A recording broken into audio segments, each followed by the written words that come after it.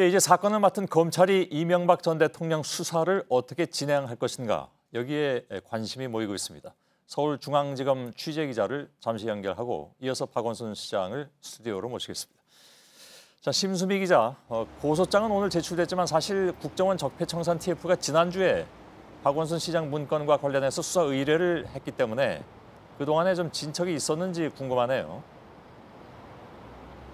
네, 이명박 정부 시절의 국정원 심리전단은 박원순 시장에 대한 부정적인 여론을 전파하기 위해 온라인과 오프라인을 모두 활용했는데요. 저명한 논객이나 또 교수 등으로 하여금 언론에 기고문을 쓰게 하고 또 보수단체에게는 집회 시위를 열도록 조장했던 걸로 조사가 됐습니다. 검찰은 이미 지난주부터 관련자들을 소환해 조사를 벌이고 있는데요.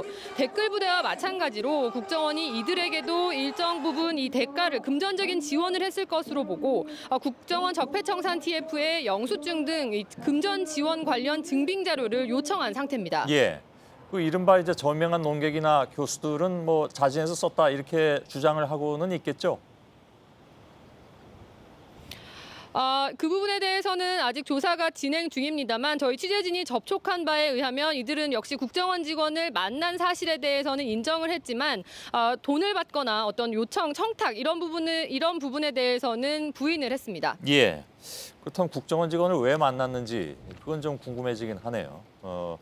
오늘 고소장을 낸 배경이기도 하지만 박원순 시장은 이명박 전 대통령에게 직접 책임을 묻고 있습니다. 현재까지 청와대나 이 전 대통령의 관여 정황이 드러난 것이 혹시 있습니까?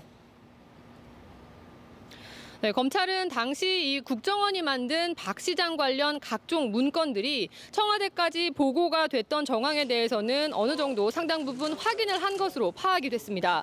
이에 따라서 당시 청와대 관계자들에 대한 소환 조사가 조만간 이루어질 것으로 예상이 되는데요. 검찰은 청와대 관계자들에 대한 조사를 토대로 이 박 시장 제안 문건이 이명박 전 대통령에게까지 보고가 됐는지 혹은 관련 지시가 있었는지 이런 관련성을 파악한 뒤에야 이 전 대통령에 대한 조사 여부를 결정할 걸로 보입니다. 예. 그런데 많이들 기억을 하시겠습니다만 2013년에도 박원순 시장 관련 문건이 보도가 된 바가 있습니다. 당시에 검찰이 이게 국정원에서 만든 게 아니다 이렇게 결론을 내린 바가 있지 않습니까? 그때는 왜 그런 결론이 나왔을까요? 그렇다면? 네, 당시 국정원 직원이 이 해당 문건을 외부에 제보하기에 앞서서 컴퓨터로 베껴서 다시 작성을 했다고 합니다. 이 과정에서 글씨체와 폰트 등이 미세하게 달라진 점을 들어서 국정원은 이 문건이 가짜다 이렇게 주장을 했던 건데요. 당시 국정원 압수수색이 불가능했던 검찰로서는 그 원본 문건과 대조할 길이 없어서 확인 자체가 불가능했던 겁니다.